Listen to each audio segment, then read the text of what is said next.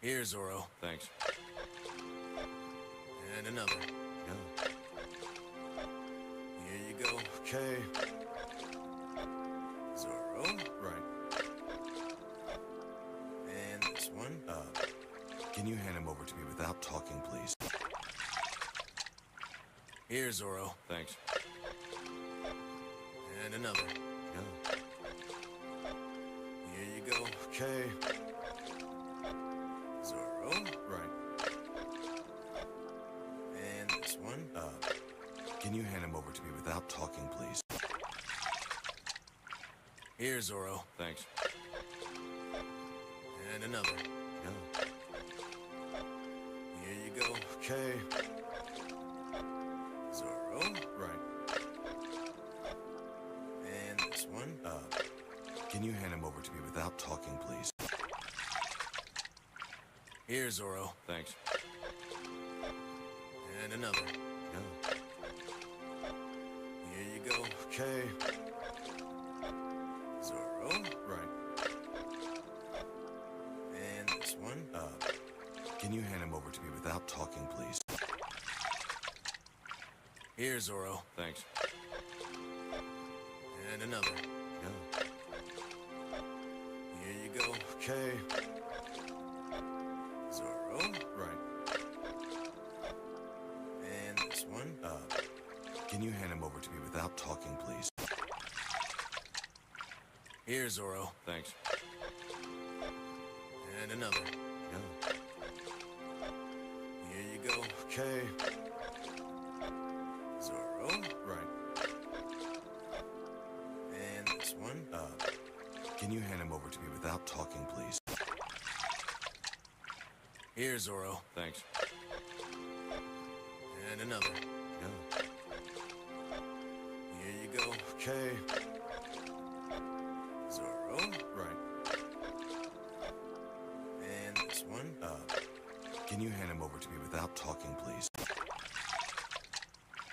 Here, Zorro. Thanks. And another. Yeah. Here you go. Okay. Zorro. Right. And this one. Can you hand him over to me without talking, please? Here, Zorro. Thanks. And another. Yeah. Here you go. Okay. Zorro. Right. And this one. Can you hand him over to me without talking, please? Here, Zorro. Thanks. And another. Yeah. Here you go. Okay. Zorro. Right. And this one. Can you hand him over to me without talking, please? Here, Zorro. Thanks. And another. Yeah. Here you go. Okay. Zorro. Right. And this one.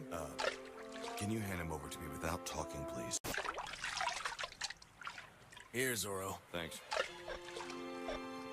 And another. Yeah. Here you go. Okay. Zorro. Right. And this one. Can you hand him over to me without talking, please? Here, Zorro. Thanks. And another. Yeah. Here you go. Okay. Zorro. Right. And this one. Can you hand him over to me without talking, please? Here, Zorro. Thanks. And another. Yeah. Here you go. Okay. Zorro. Right. And this one. Can you hand him over to me without talking, please? Here, Zorro. Thanks.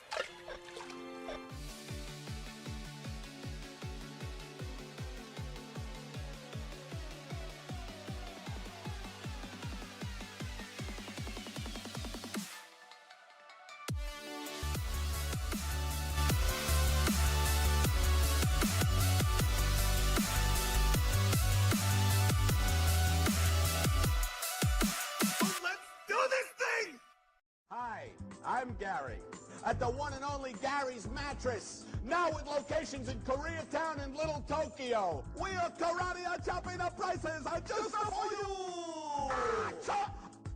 Even we would buy it. At Gary's Mattress, we're blowing up prices. Man on horse, bring gold. For treatment at Gary's Mattress, I'd be very surprised. We're scalping prices.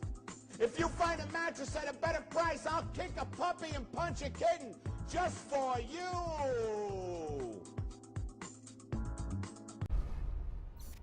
Hello. Do you want to play a game?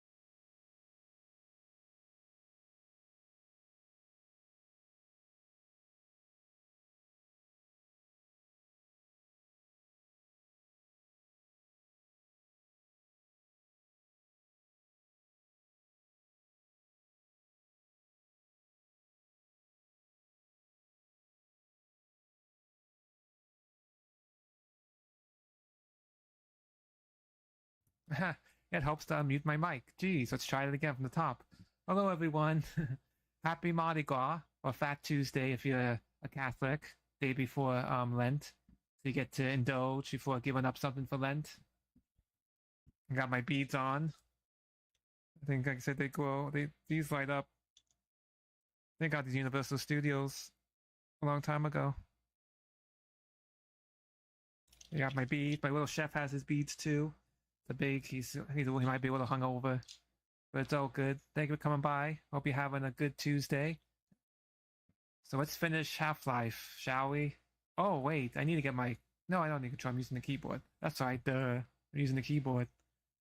My mind's been going crazy. I'm trying to reschedule a doctor's appointment, and I was put on hold for like almost 15 minutes, and then I just hung up and tried calling again and got the voicemail, so I just left the voicemail, so whatever.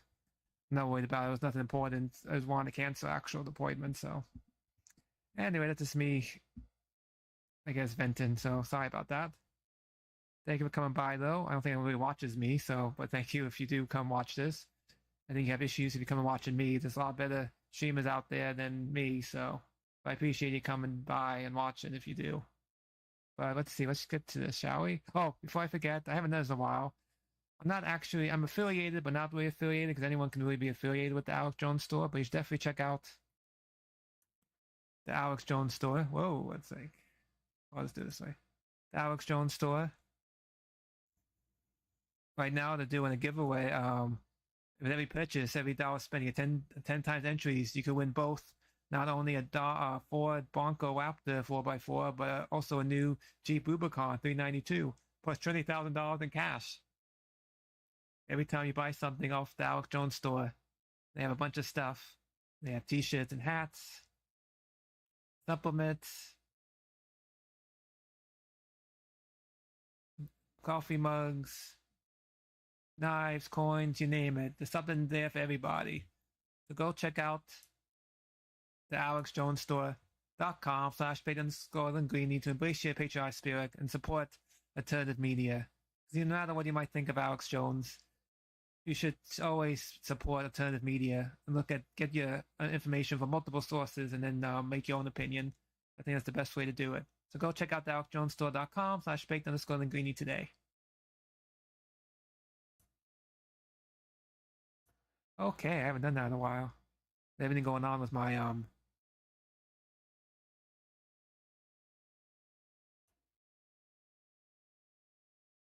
there we go.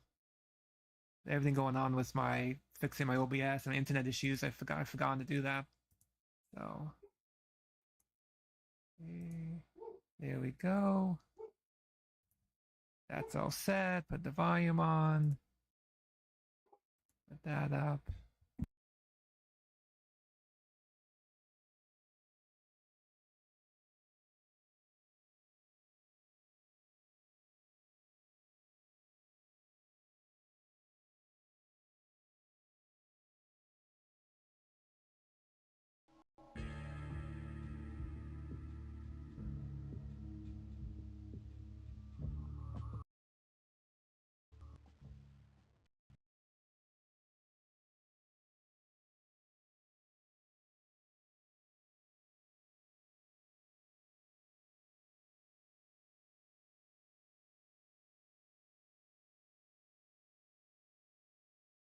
Okie dokie. Let's kill this baby. Well, this ugly alien baby, so it's not an actual baby. It's an alien baby in a video game. I am actually against abortion, but this big ugly thing needs to be killed. So let's do it. Let's see. That's set, volume's going. Okay, so load game. We should be good.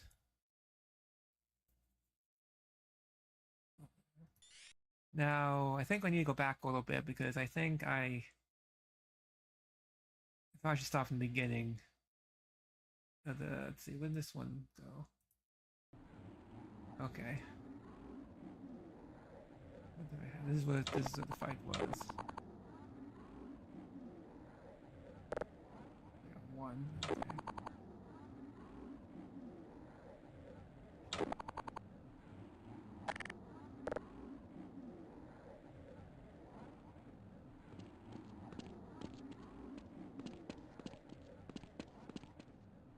Nothing here.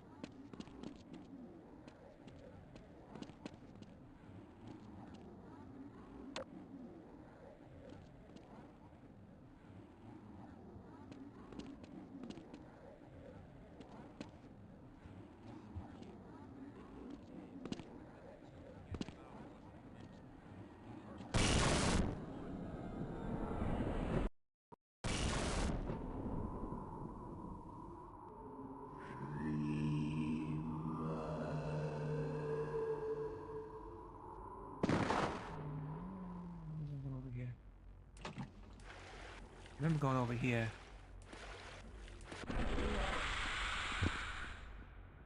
Oh, what the?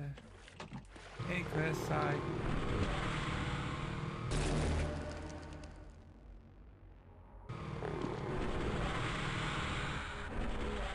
Oh, what am I doing? No, let go of me. I died. Oh, hey, Chris. Hope you're doing well. Nice to see you. I'm gonna finish this game today.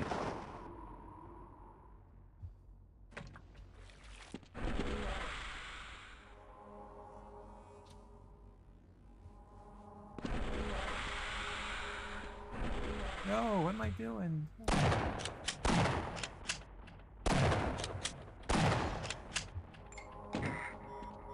Major fracture detected.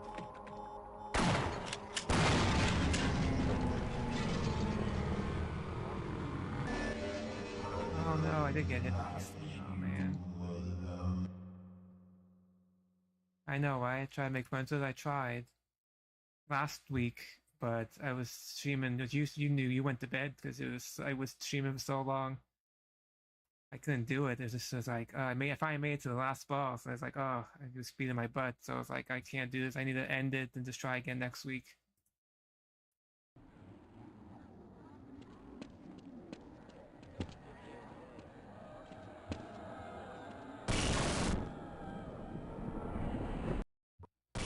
He doesn't want to be friends. That's okay. Let's kill him instead.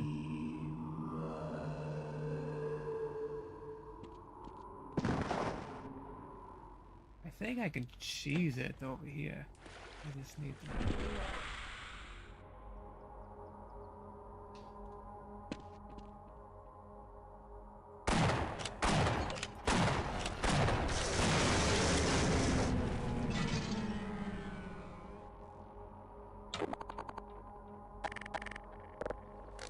I don't have too much stuff. I don't think I have any more ammunition.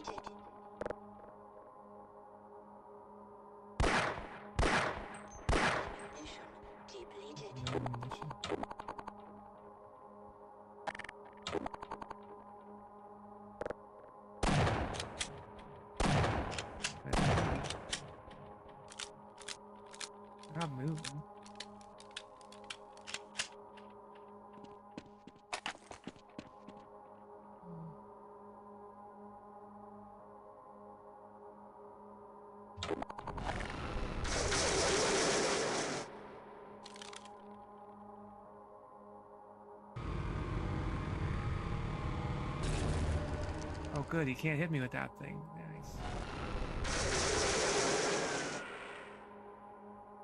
Okay.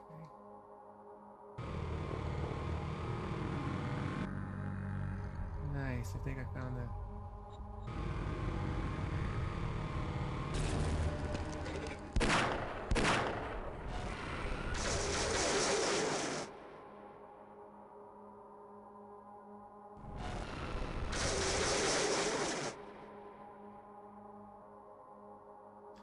You could crystal.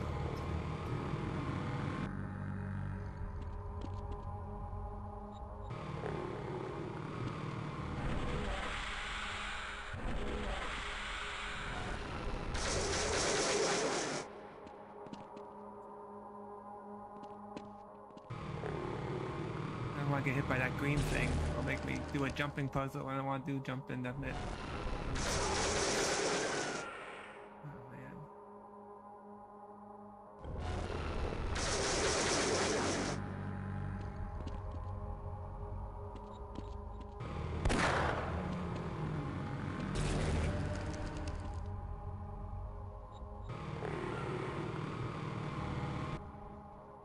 It was too slow.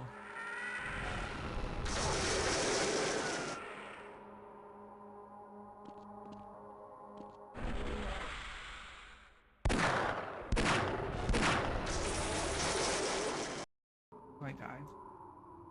Okay.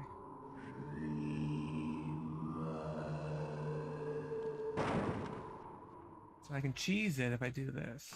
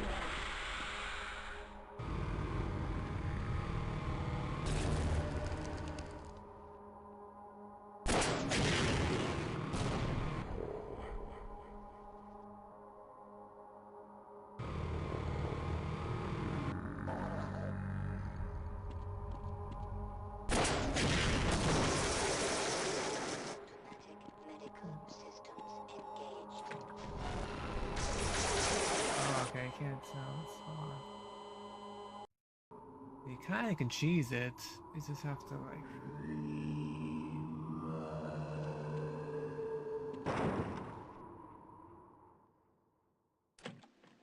Oh hey Alan.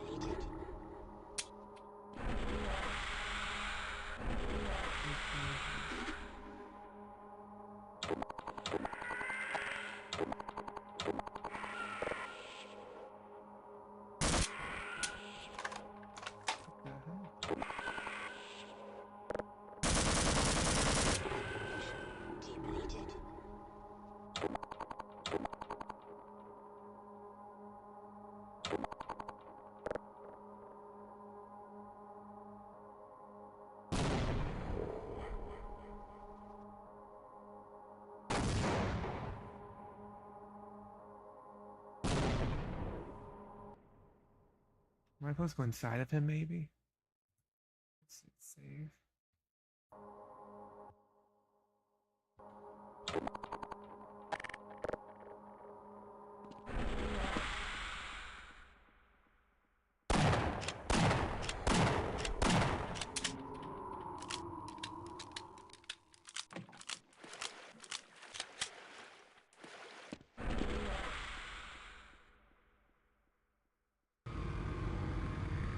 No, no. Let's see.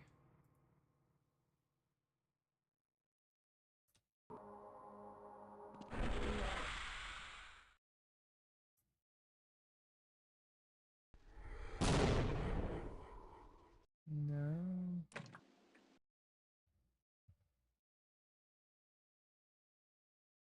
I'm supposed to get inside him though.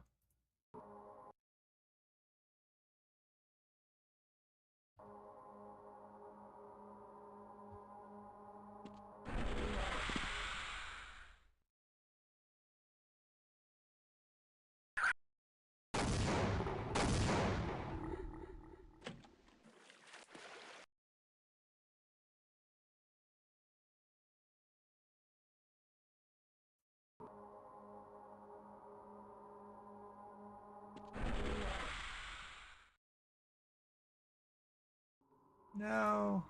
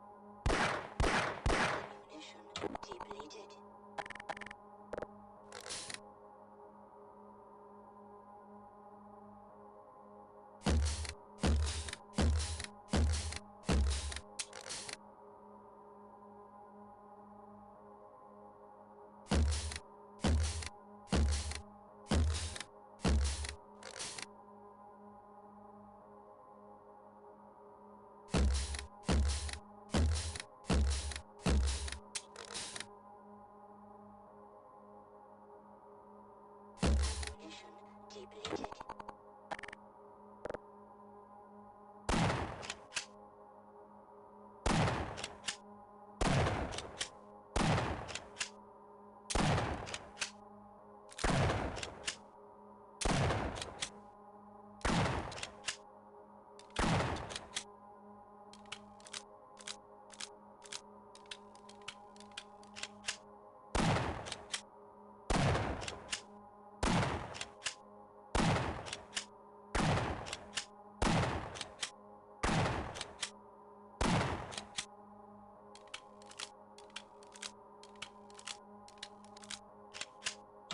What am I supposed to do?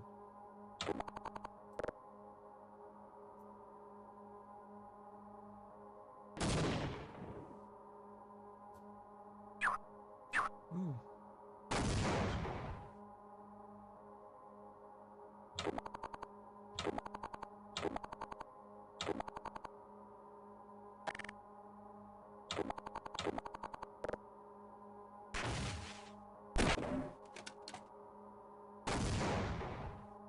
Ammunition depleted. You won't die.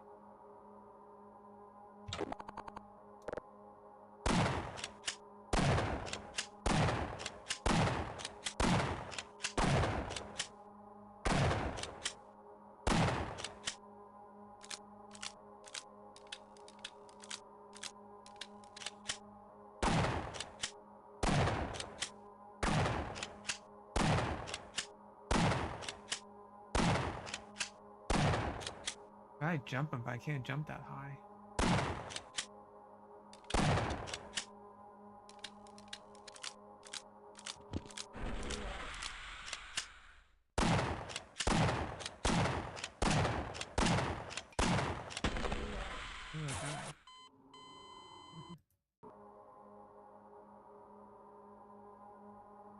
What am I supposed to do?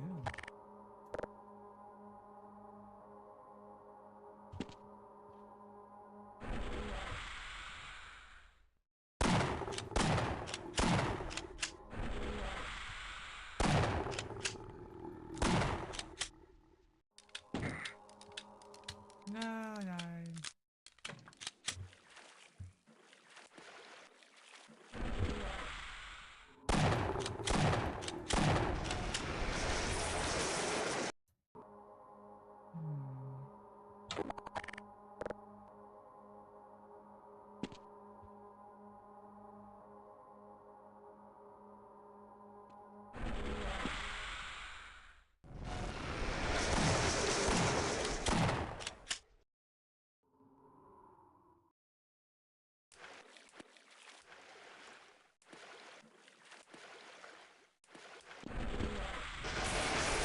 Oh, it's good. It's not good.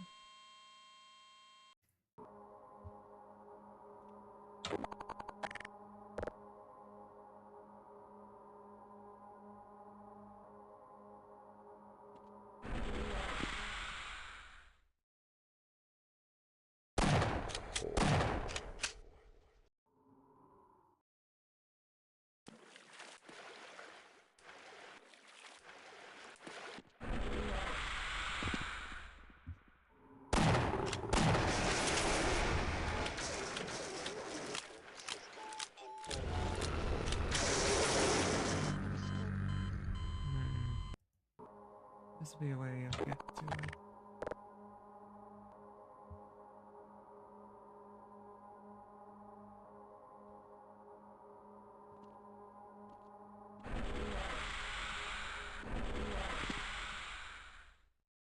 It won't let me do anything though.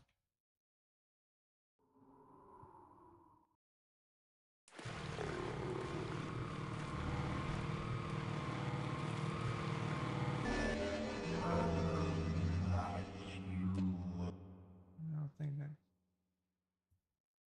That's the other way around.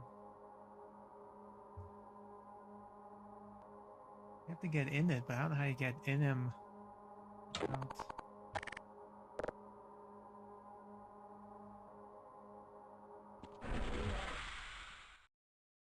Oh, here we go. No.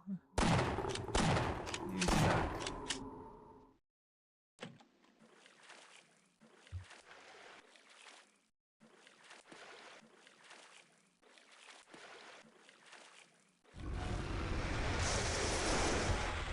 Automatic medical systems engaged.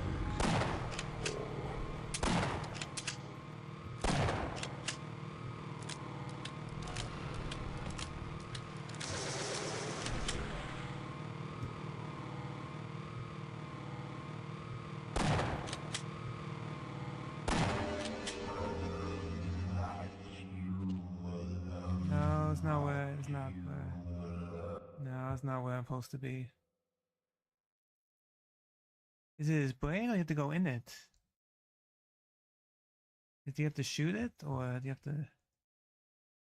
Game.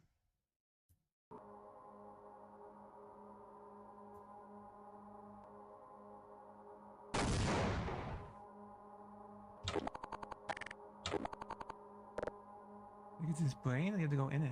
I thought you had to go in it.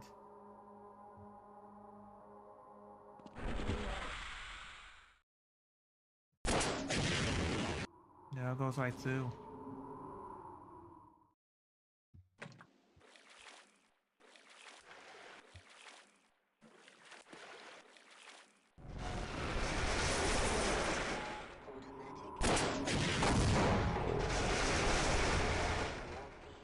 Administered.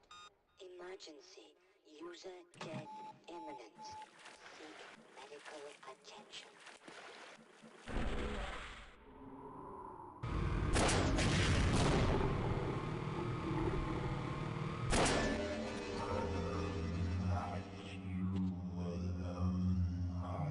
It's not. No, this is where I was. That's that green thing. That's not the red thing that takes me. It's the green one. I'm trying to get away from the green one.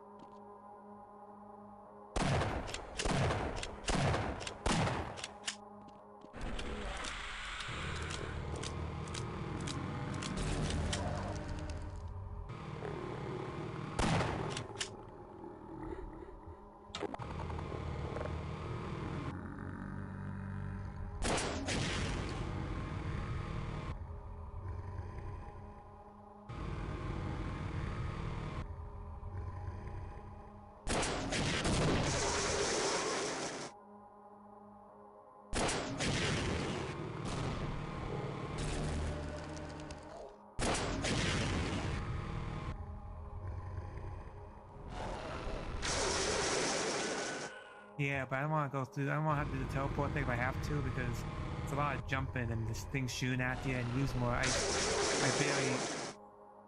When I got to it last time, I got all the way to the top, but I only had like 3 health left, and then it was like they kept doing the green thing again, so I had no time to jump up here to get to take you back here, and then you have to go back and jump up here to get the health. I'm trying to do it without having to like do that.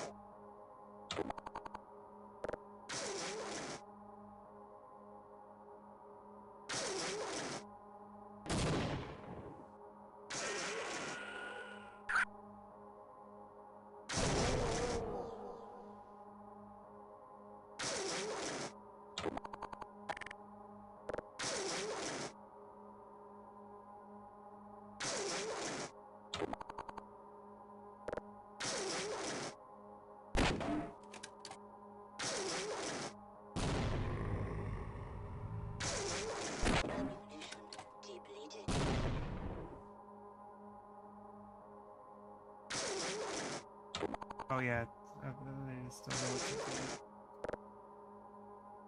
You have to shoot up there, I guess, but I don't know how.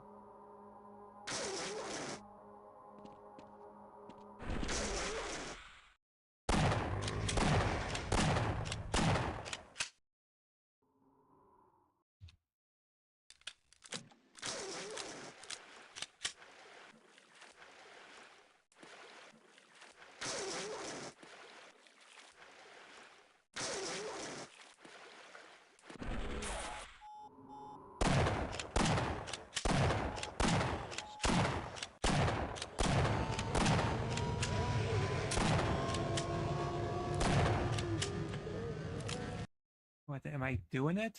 Let's see, save here.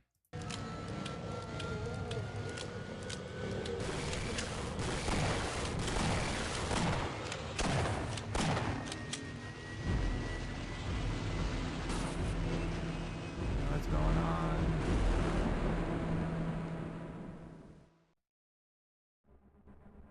Oh my goodness, I think I did it. Oh my goodness, I did it. Gordon Freeman in It's the the guy. flesh. Or rather, in the hazard suit, I took the liberty of relieving you of your weapons. Most of them were Let me save. government property. Oh my goodness, we did it. Who's this guy again? The border world, Zen, is in our control for the time being, thanks to you. Quite a nasty piece of work you managed over there. I am wow. impressed. Who are we now?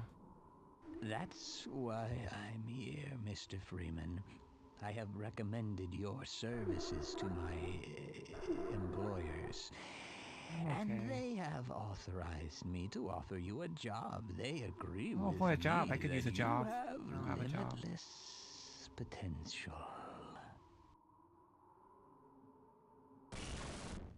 Ooh, that one should move. You've proved yourself a decisive man, so I don't expect you'll have any trouble deciding what to do. If you're interested, just step into the portal, and I will take that as a yes. I guess I have no choice. Otherwise, well,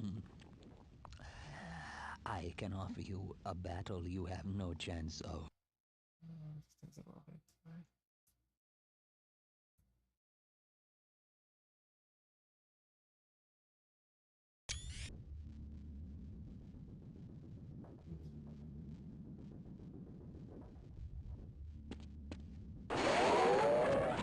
Guess we'll go to the portal. Time to choose.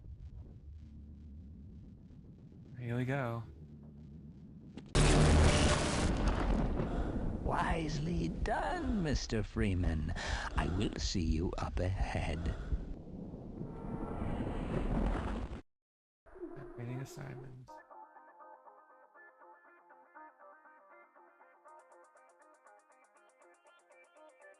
Okay. That was it.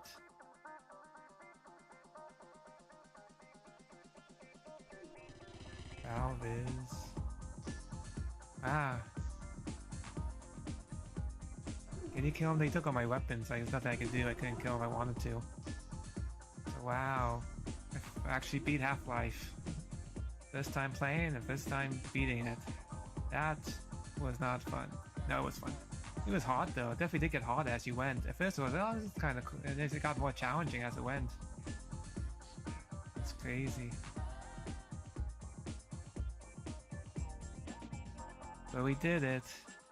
I guess it's time to watch a documentary now. I found a documentary on YouTube, the Half-Life documentary, so I thought we'd watch it together. So let me change out of there. We quit this. Well, actually, I'll keep this going.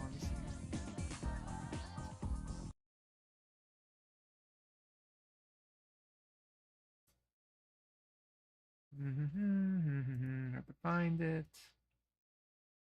Yay, we did it. Took long enough, didn't it? We couldn't have done it without you, Chris, and Alan. Gene keeps jumping. It seems like everything's fine on my end. How's it over on YouTube, Chris, the stream? Alan says it keeps jumping, but it should be fine. I'm not sure. Everything in OBS says it's good, but it never really doesn't really mean much anymore. Let's see, I have to find it.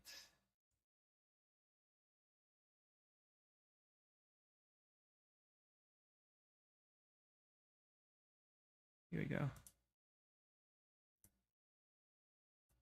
We're gonna watch this together. Let me get it all set up. So let me minimize this.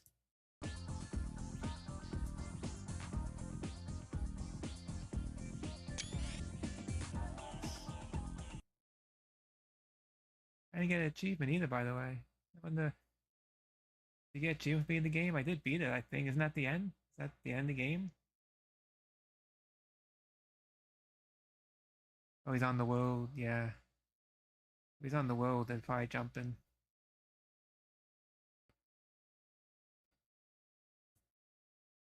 Typical Wumbo, yeah. Well, we're gonna be watching a documentary now, Alan.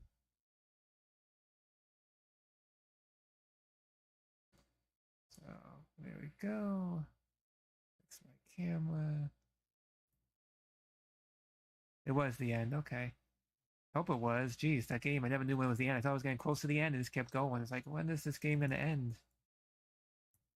Oops. Okay. That there. Gotta. For some reason when the game switches, I have to like go into my display and like find it again. Weird. Weird, as Rachel Zegler would say. That should be good. Now it's nice and bright.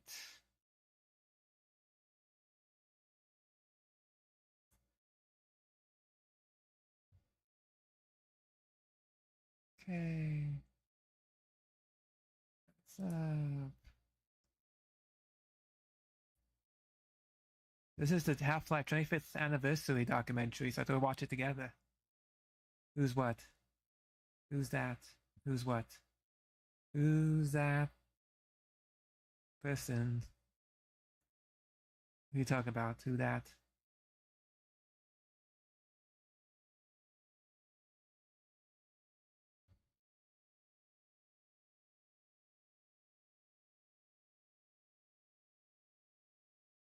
Who are we talking about? Who's that? What?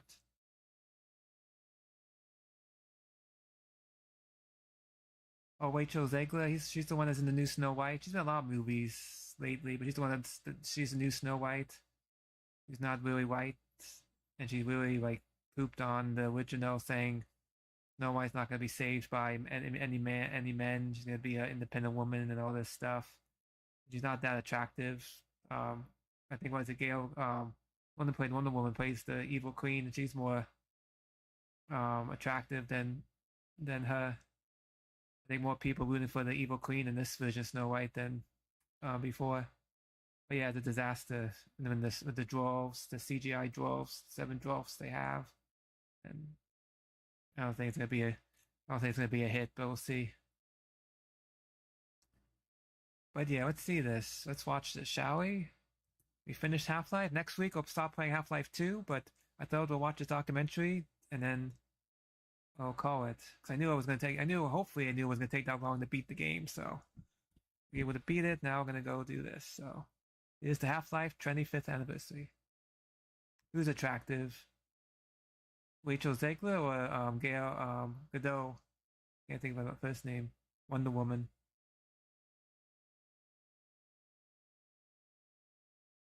So I really don't find Rachel's not that. I don't find her to be that attractive. Rachel Zegler. But the Wonder Woman, yes.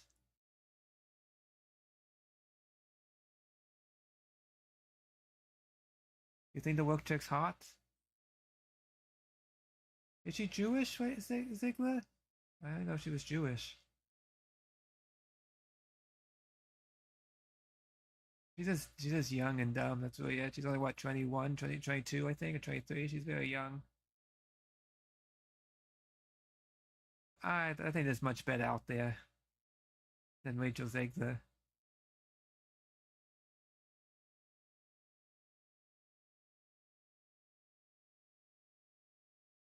I guess that's true. All women are attractive if they're healthy. True. Is my chat not coming up on here? Oh, it's coming up now, yeah. I guess that's true. But she would be my first choice. Oh, Wonder Woman, yeah. I like when she's a bit, yeah. She's a so you talk about Wonder Woman, yeah, I guess she is woke, I guess. But she is hot. She is hot. Can't think of her first name. I know the last name. Gal Gadot. Gal Gadot, her name?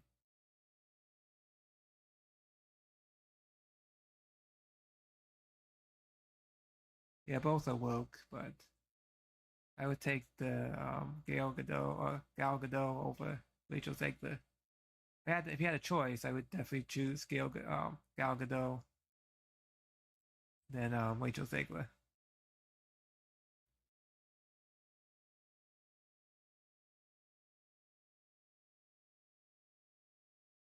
But that's just me.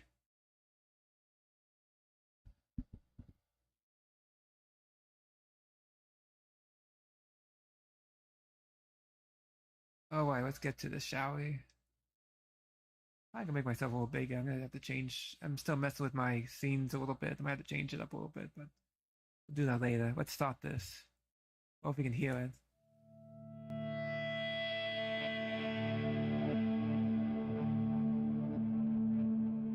Wow.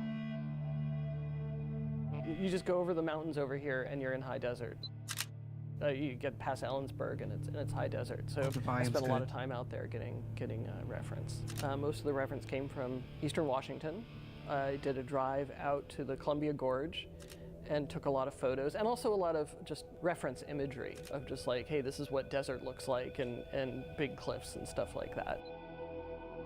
That drive was 2 days. It was 8 hours down, 8 hours back, and I'm not even sure I spent the night. I did. I must have spent the night down there. So while it was definitely made for the Southwest, the local reference was out in the Columbia. Is this me? She has a very deep voice. I'm not quitting Twitch. I just see right now I changed. I tried. See, it seemed like Atrium, the multi-stream Atrium was doing too much on my internet. I'm not sure though. So I'm trying this to restream right now, and I think I'm only limited with the like 3 streams. So I decided to stream just to YouTube, of course, just to get more watch hours. Because YouTube is really the place to really make any money if you really try. So trying to still make it on YouTube. And then One Books, I'm so close to getting I'm like 28.6 hours out of 30 for watch hours in Wumble Studios just to apply for the creative program. So of course I'm gonna do Wumble. And then it's like, well, the other one, Twitch, says no one ever watches on Twitch or comments. It's just you. Well, now you because you've joined, but I've been on Twitch for so long, no one's really watched me, or no one really says anything. So I'm playing Kick right now. At least Monday through Wednesday with OBS. Then on Thursdays I do stream the Twitch. So I'm gonna use that other system I have, Emux, where I can stream to more than I can stream like the five places. So I'll go back to Twitch on like Thursdays and Saturdays. Thursdays and Saturdays. So you can still watch. You still be able to catch my Japanese and watch party and karaoke on Twitch. Well, I'll start doing it on Twitch. Why not? See, I'll do karaoke on Twitch too, and kick. If they kick me, I don't know if they shouldn't copy strike me on Twitch. I never tried karaoke on Twitch. They used to have karaoke, so they used to even have their own Twitch karaoke game on there. People streamed, but they closed that. They got shut down.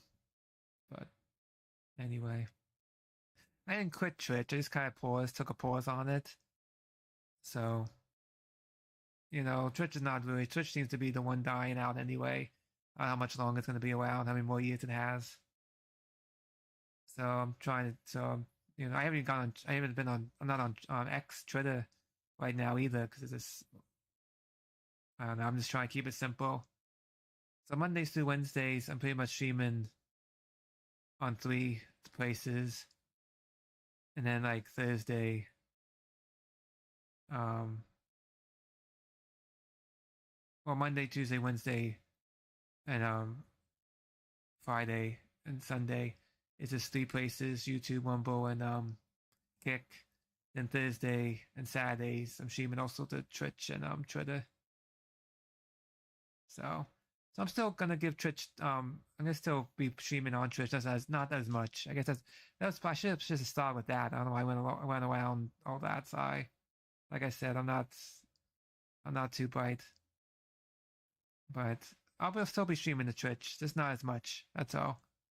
And I apologize if I know you stream on the weekends. I always forget. Like this weekend was hard because it was my dad's birthday, so I didn't really get on the computer much. So if you were streaming this weekend, I apologize for missing you, Chris. Oh, I'll be right back. I got a message. I'll be right back. Enjoy this right now.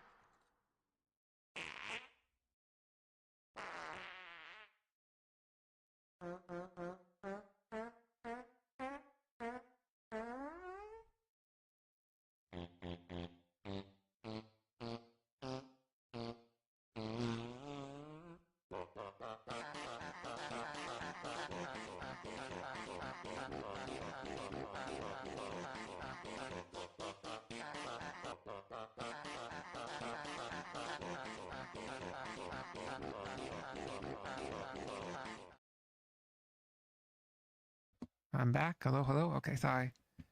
My doctor office call. I was trying to cancel my appointment. It was just a follow up. I don't need to go, so and pay the money. So I was like trying to cancel. But I know. I'm glad you're having fun on the internet. That's all that matters. I'm glad you're having fun on the internet again. Oh, it's not the one I'm looking for. Sorry, I was on the wrong screen. There we go. There's my pretty face. Hello.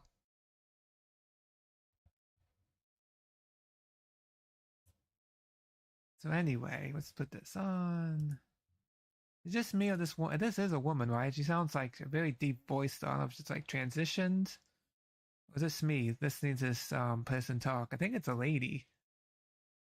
But she just sounds has a very deep voice, deeper than my voice. Or is this me? I don't know.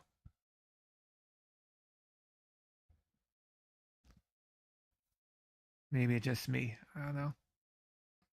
So let's get back to it, shall we? Gorge. Good morning and and welcome to the Black Mesa Transit System. Hey, we did This automated train is provided for the security and convenience of the Black Mesa I Research think it's a lady, Facility yeah. Just the personnel. voice just sounds really deep, like a laser something. This game looks familiar. It was released November 19, 1998. Established the whole company. Can you shoot the plane down? I could shoot the airplane down. I was trying just to get away from it. Mark the cage reunited with original development team to talk about their memories creating Half-Life.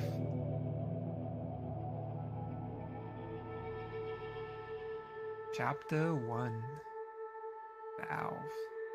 My name is Mike Harrington. I was co-founder at Valve. I wasn't really used to big companies. When I started at Microsoft, it wasn't that big. It was like 1,500 people, like a big high school. 9 years later, it was significantly bigger. I'm thinking, oh, this place is too big, and that was still like 1996, so they had a long ways to go. 1996. I told my managers like a year before, like I'm leaving in a year, and I'm going to start a game company. And the first person I talked to was a good friend of mine, Michael Abrash. But at that time, he was trying to do something within Microsoft. That's true. And This by was the home time of the deep voice. That's not a really deep voice. John Carmack had convinced him to go work at id. So how could he say no to that? And then I was having lunch with Gabe, and I said, Gabe, I'm leaving. I'm just going to leave, and I'm going to start a game company. He goes, I want to leave. I want to start a game company. I go, all right. And that was it.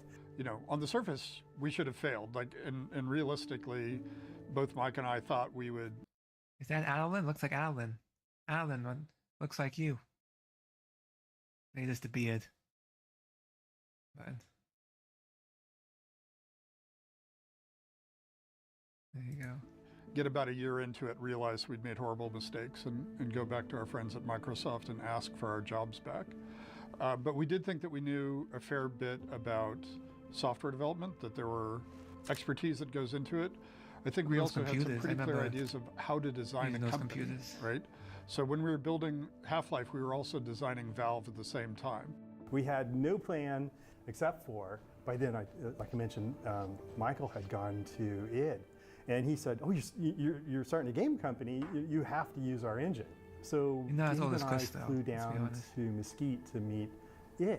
We spent a good deal of time with John Romero, and he told us, like, this is what you need to do to start a game company. You need to go out and hire some level designers and do that kind of thing. And we kind of understood the engineering part. These cool guys. Because we were Michael's friends, we walked away with the source code to Quake that day. We had no contract yet. Wow. We had kind of an idea of what it could be, and they just gave us a CD, and we had kind of the crown jewels of id, and that, game on.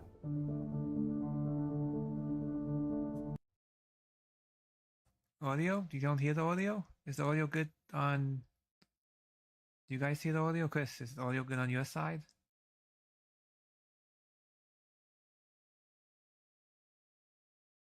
It says it's playing on OBS.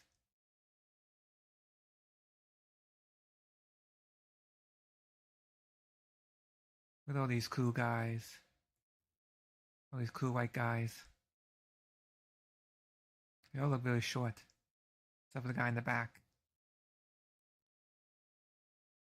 And the one in the front looks very short. Maybe that's where the camera is, though. Okay, is it back? Maybe this Wumble's giving me issues again. Okay.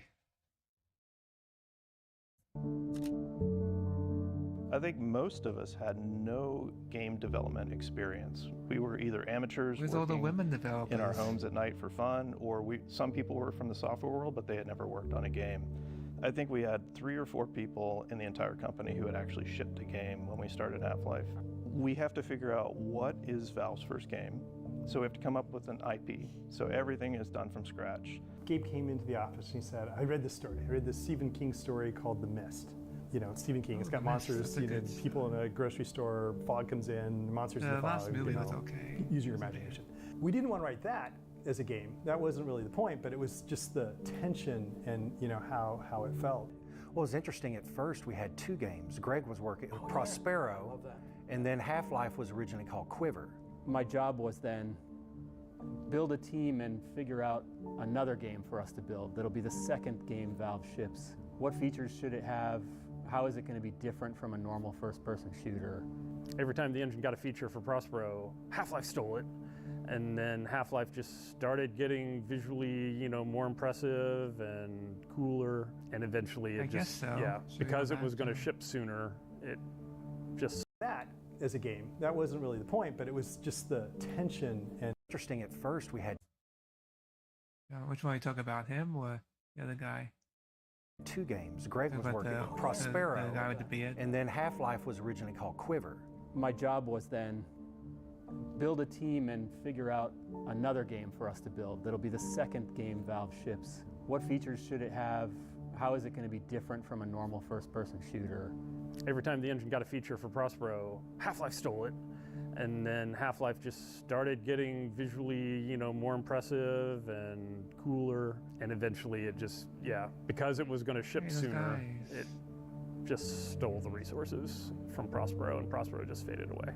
I had this character, had like a floating orb, and it wanted to have some, you know, effects on it. It's kind of magical energy something. And so I worked with them on that and came up with the first version of the beam effects. And you know, they were using it, they were happy with it.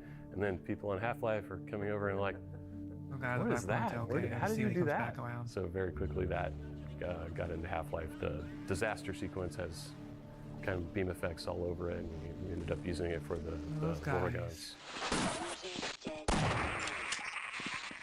Like, there are a bunch of things that we were doing that we thought would help us tackle the problem of what video games were. And what video games were a rapidly changing field where, at the time, 90% of video games failed to turn a profit. And a few percentage of them were very, very profitable, right? So it was a field that really valued talent. You know, like I said, Gabe and I brought some people, and then, you know, from there on out, we had to hire people. And, you know, Romero said you got to hire level designers. So, you know, we found some people who had industry experience. Worked on Rise of the Triad first as a pixel artist, and then went with Duke Nukem, and then everything just went nuts. But I was sitting in my office one day, and my phone rang, just out of the blue, and I pick it up, and it's this recruiter. Eventually, he hooked me up with Gabe, and they flew me up here. It was a big surprise. But then we started looking, you know, the nice thing that we had is we had a whole bunch of people in the world who had been working on mods, and so we could start looking at those folks. And that's where we hired a lot of our designers. Steve and Guthrie, Steve Bond, John Guthrie were my favorite hires by far. Other than Doug, cool. Gabe sent out an email and they're like, who is this scammer? You know, never heard of these guys. Just kids, like barely 20, I swear. And they show up and they're just the most creative, brilliant. Clever. Fucking clever. Steve had the magic ability to make stuff fun. The fact that those guys have been hired one of those, I think, to go work on some game for some company, I think that was the start for a lot of people that something cool was going to happen, because those guys were I have one of my doing Steam that live there. stuff I'm going that to stream one day. I have to stream on a Friday. And then Mark showed up, and like Mark actually knows how stories work, you know, beginning, middle, end, and all this stuff, and he had all sorts of great ideas, and he also would just, you know, bring good ideas out of everybody else as well. Like, the person who wrote more code on Half-Life was a chemistry major who decided to be an IP lawyer in Atlanta, right? And he ended up writing more code than anybody else. The creature designer for most of the AI for the creatures in the game was a manager at a Waffle House. It's not like there are a bunch of people that you could say, oh, this person, you know, has a PhD in video game design. It was that combination of both finding those people when it wasn't necessarily easy to find them at that stage in the video game industry, and then also convincing them that it was a better place to work than anybody else. I began work on Quiver in late 1996. Well, the Quake engine established a strong foundation for the game. Valve's engineers team would modify its greater over the coming months. Chapter 2, The Activity. One of the things that I definitely learned was how to hire engineers.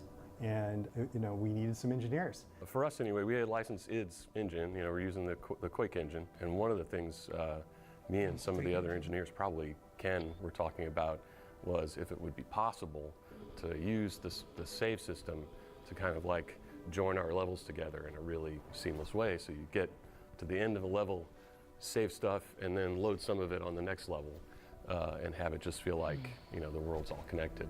And so we had, like, every once in a while, pretty big for the time, a hallway or the train would get to a point and you would have a little stop for the level to transition. And so he wrote that code leverage on top of just the save load code to do the transitions. And I think in Half-Life 1 we got most of the transitions were, you know, a second or two. You know, I remember when we went from 8-bit to 16-bit, like, hey, we don't have to have all our textures fit in a certain, you know, 256 colors. That was a huge liberation. The two tech investments we made for Half-Life was to get to 16-bit color and skeletal animation for all the monsters. But at the time, it was completely revolutionary. Your Quake characters were, it's like a text file of vertex positions over time. I wanted so much more animation, and I wanted the animators to have the freedom to put in 100, 200, 500 frames with the transition of animation, if not more. And then you can do all sorts of other things because you have a skeleton, so it's like, oh, I can hook on a gun to a character. I can start to make changes of characters and replay the same animation or reuse most of the same model, so it can swap out heads, we can swap out this, we can swap out whatever. Like, all the technology that went into the game to make it as fun as it is was not available one generation before. On his shit. That's cool. So licensing the Quake engine, which was, you know, very mature and had level designers who'd grown up just goofing around with it. I wasn't heavily into scripting since back into Doom. Like, my old Doom levels have a lot of weird, odd events in them. I think I asked Ken, is it possible that I could, you know, have access to the character's animation, like a trigger? Like what I mentioned, I could make the guys go into an animation, I could make them run, and then I would configure everything. It was all hack. This is total hacky stuff. And that is mostly what I built. It was like things like characters reacting and jumping out are made to look like, or I'd use a push brush to throw a head crab out to make it look like it launched at something. Or if a loud sound happened, they would respond, would cower. Games dictate. I think I've actually played as the you walk Doom. forward, something needs to happen. I've seen it, I do, but I never like every actually 3 to 5 it. seconds. The player stands still, the original Doom anyway. The universe can be quiet. But if they move forward, if they're active, the universe needs to play back something, needs to do something, even if it is a scripted sequence or even just an interesting sign or a sound or some vignette or something. So I came up with this interaction method where you could do little AIs where the characters would talk and interact with you a little bit. And then we wanted to do spectacle. And that was scripted sequences where you could tell a character, you need to run here and then jump into this animation. I think and played then the original have Doom a bunch now. of you all synchronize your animation because it's somebody flying through the air, they're smashing something. I never played the. I mean, I've seen it, but I never played test it the and original figure Doom. out, like, oh, Never had this a is real chance easy to. to break. That was the roughest thing about scripted sequences, where you'd have like a head crab jumping on a scientist or something, and it's like, yeah, it works totally fine 90% of the time, but some people just sprint right at the scientist, and sometimes we have to put them behind glass. And sometimes getting the level designers making the player want to do the thing that gives them the most fun is a very subtle art. The tentacle sequence is probably the one I remember the most. You're playing it, right? That was the first time I think they melded together. Because you had your trigger so closely, and we wanted it to be triggered. So by the time you start to see it, you see the scientist flying through the air and hitting the wall. Then you could look in and you could see the scientist being carried away. The tentacle itself is separate; it's on its own, and you bring the two together, mesh them together, and boom. It felt so seamless, though, and that for me was like. Moments like that, and that might have been the first one, is when you start to see the scripted events and play start to blend a little bit more than just ambience. For God's sake, open the silo door! They're coming for us! It's our only way out! Oh my God, we're doomed! I remember Brett in particular had done some of the lab scenes where scientists would walk from one area to another and just look at a monitor. And it gave them a little bit of life. A ton of the work that went into that area was because we knew it was going to be the beginning of the game, and we really needed to make it a vibrant and interesting, fun place to be and explore. So originally they were designed to sort of be behind glass. They were just designed to be spectacle. Yeah, a little vignette. And then all of the level designers like, no, I'm going to put that right in front of you. And I'm like, oh God. How am I supposed to make this work? It's not supposed to do it. Get away from there, Freeman. I'm expecting an important message. The run speed for the player was so insane. Yeah. It was like, what, 25 miles an hour or something? It was sprinting. It was... You could get so far, so fast. And so you'd either have to make the scripted sequence like so quick that you could barely see what's happening. Most people weren't looking in the right place anyway, so you'd have to like get their attention with like a particle or a sound or lighting or something. And then you wanted them to see what was happening. But when we play tested, and if like a scientist was like being pulled into a vent or something, like people wouldn't just stop and like, oh, sometimes they would be like, oh wow, look at that. They just run straight ahead and just start shooting. It's hard when you think back to it to recognize that those kind of interactive moments were so new. Like people just hadn't seen them. It was worth it because no other games were doing that. No other games had that interactivity. No other games had that spectacle playing out in front of you. And it just added that whole feel of Half-Life. Gabe had started to develop this theory around still holds up today. Interactivity, and the environment needed to let you do what you wanted and then react to it. So if you did something, if you shot your gun, there needed to be a bullet hole in the wall. If you did a thing, people needed, other characters needed to react. The world is acknowledging you exist. The world is acknowledging all of your actions. And that's this huge part of reinforcement. And you'd have these conversations where you'd be sitting in a design review and somebody'd say, that's not realistic. And you're like, okay, what does that have to, explain to me why that's interesting, because in the real world, I have to write up lists of stuff I have to go to the grocery store to buy.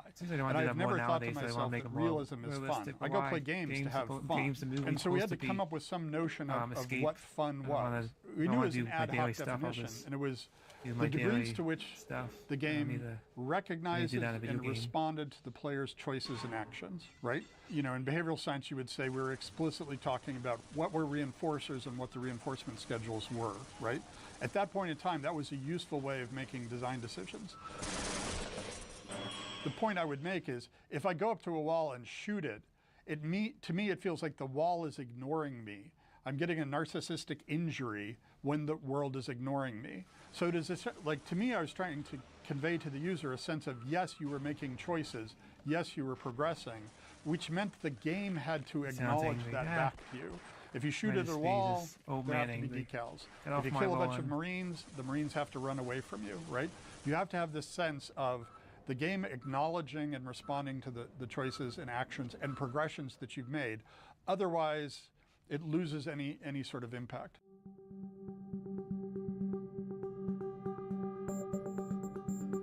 Chapter 3.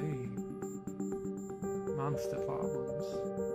Ted and we were on the same page in terms of what the game should look like, which would be just sort of alien in a very naturalistic kind of way. Like these are creatures from another dimension, another planet that look like they evolved in a way. And Chuck had he came from Duke Nukem. He made a bunch of monsters that went in a sort of a different direction. And for a while, the game had a hard time coalescing around a single vision. All the ones that looked like genitals were Ted's. And all the ones with shiny bits that looked like alien soldiers were Chuck's. That was a thing when I first came in, Ted's style and mine. And trying to figure that out. Trying to find the harmony between the two to make it work. Yeah.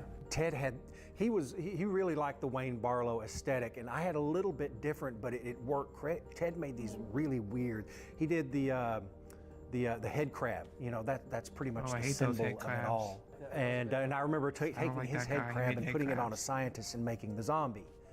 Right. Well, we pretty much we talked, and it's like, okay, you do that, and Ted did the soldiers, I did the scientists, I did a lot of the aliens, and with the Hornet gun, I did the Hornet gun for that one as well too. The alien slave. Well, I did some animations for the bull squid or bull chicken. I have to call him that, but that's a Ted creature there. The Hound Eye was Ted's as well. Yeah, a lot of the poor flesh. Hound, make it sound like a wheel. If it's got a lot of flesh on it, maybe too much. Yeah, that's a Tedism.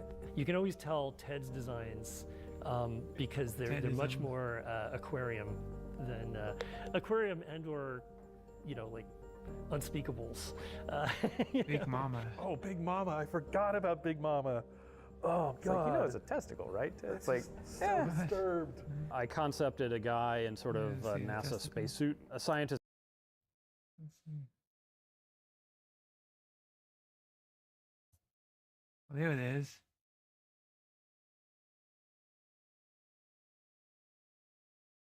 Maybe but it's VR, right? I don't have the room to do VR right now.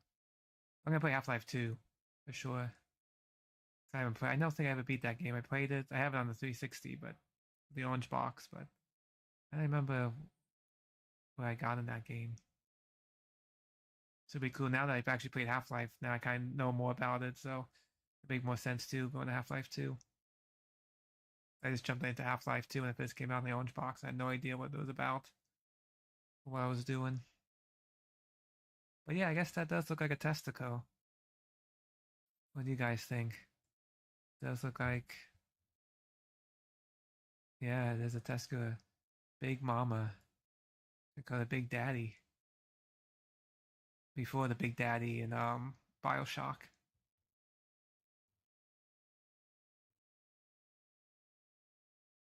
When I guess Ted must have drew it after his own testicle, I guess. That's why I got the inspiration. Or maybe he just has one testicle and it's what it looks like.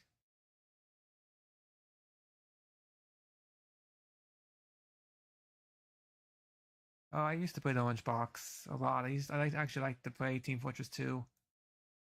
I was playing that on Xbox 360, and I did play Half-Life 2. I don't know if I ever went through the whole thing. And Portal, I love Portal. And I played Portal and Portal 2, but I don't think I ever beat. Will I ever beat Portal? I think I beat Portal 2. What was the Portal I beat? I think I beat Portal 2. I don't know if I ever beat Portal. I mean, I did beat Portal. No, I played Portal and Portal 2. Because Portal came with the game too. Wasn't it? Was the Portal also the one that came with it? I mean, I beat both of them. I don't remember. But the Portal games were good too. Portal. Yeah, Portal 2 is hard. I think I beat it though. I think I got to the end of it. Took a while. But it was a long time ago. Jeez, that's a very long time ago. Very long time ago. But yeah, I enjoyed Portal 2 though. Cake is a lie. Was that Portal 1 or Portal 2? The cake is a lie. Can't remember now. It's been so long. I really thought about Portal and forever till now when we talked about the orange box. But I guess we'll move on. I don't think Chris wants to look at testicles anymore, so we will move on. And Alan probably tired look at this too. He sees testicles all the time with his come and goes. He doesn't need to see them anymore. So let's keep going. Oh, Big Mama. I forgot about Big Mama. Oh, it's God. Like, it's a testicle, right? It's like, so disturbed. I concepted a guy in sort of a NASA spacesuit, a scientist guy. He was actually modeled after a couple of programmers I know. Big, beefy, bearded Linux programmers, you know. And so that's where the HEV suit sort of emerged out of. There was a lot of desire for not having a space marine or a soldier for the cake, Alan, or be the guy. And then Chuck Jones went off and did a pretty different version of him that became known as Ivan the Space Biker. Oh God. I remember telling myself, it's like anytime you make a screenshot, make sure it's good because you don't know where this is going to appear again. We didn't know that. And Ivan is the prime example of that one. Sure, so, you know, you're looking at, well, go look at Quake. It's like, okay, I'm looking at that. And he's got this incredibly boxy head. And you're always hearing, don't put too many polys in it. And it's like, okay, so Ivan got the square head. And it was kind of an early, just a rough prototype of a Gordon Freeman baby. And I remember we didn't know what Gordon looked like. So it's like I was looking for somebody and I found Mike Harrington. It's like, Mike, what does Gordon look like? I don't know. Put yourself in there. It's like, okay. And so I went in and put kind of my likeness on the early Gordon model in the game. and it kind of stayed Did there. you have a ponytail? Well, I was ex-tattoo artist, so yeah, I definitely had. I don't have anything to work with now, but yeah, that point I had a ponytail on. If you play the game, you know that it's Chuck. If you play multiplayer and you see the model, it's. But yeah, if you look on the back of that, there's this little like four triangles, and he's got a little ponytail back there. I did the G-Man, and again, that one was. Gabe was talking about the Cigarette Man from X-Files. So we needed our own equivalent of that. Because after a while, after playing with the game for a long time, people realized like, hey, we made this character, and just in this one office scene in the beginning, you know, where he's behind the window and he's talking to a scientist or something, and he's like, he looks really creepy. It was late in the day that we thought, oh, okay, well, he's going to be the big bad behind all of this. Like scatter him around in places that you can't get to him, but he's there mysteriously. There wasn't enough in the beginning of the game. It's like, we need another monster. Head crabs weren't enough. It got kind of repetitious. I think I grabbed Ted and said, I need them to do this and this. And so he whipped it out in not much time at all. I'm gonna get the timing just right, and I have no time to do this, so I'm just gonna bang it out. And then once it was working, everybody said, oh, let's go back and sprinkle them back in the maps. And that was this. We introduced them a little earlier than we were planning. Yeah, because they weren't real tough. They weren't supposed to be tough. But they were ranged. But they're ranged, and they were fun, and they had a big show, and like that was showing off a bunch of stuff.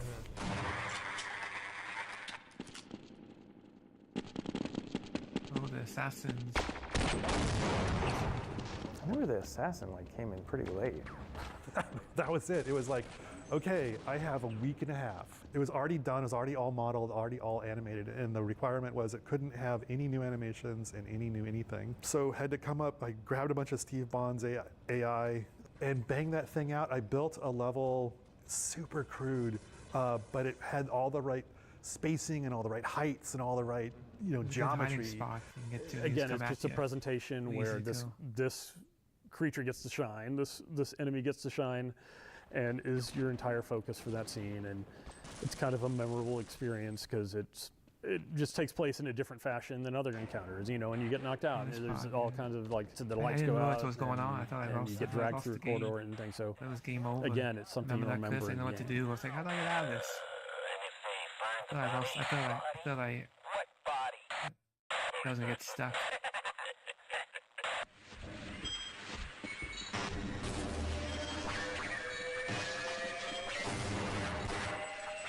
We just did a lot of playtesting and did a lot of level building and used all of the monsters and used everything that we had developed and started seeing which ones kind of stuck out a little oddly. Like we had the Hound Eyes that Ted had concepted and Kelly had done great sounds for them. And so they seemed like a very oddly plausible sort of alien creature. And Chuck did what we called the Panther Eye, which was this big Black Panther looking creature that also just had a big red eye for his face and a big shark fin coming out the back. And design-wise, he seemed like this is a very useful creature. It's like when you design things, you like to have a gradient of difficulty, a gradient of escalation and threat. And so if we had these Hound Eyes, then oh yes, this panther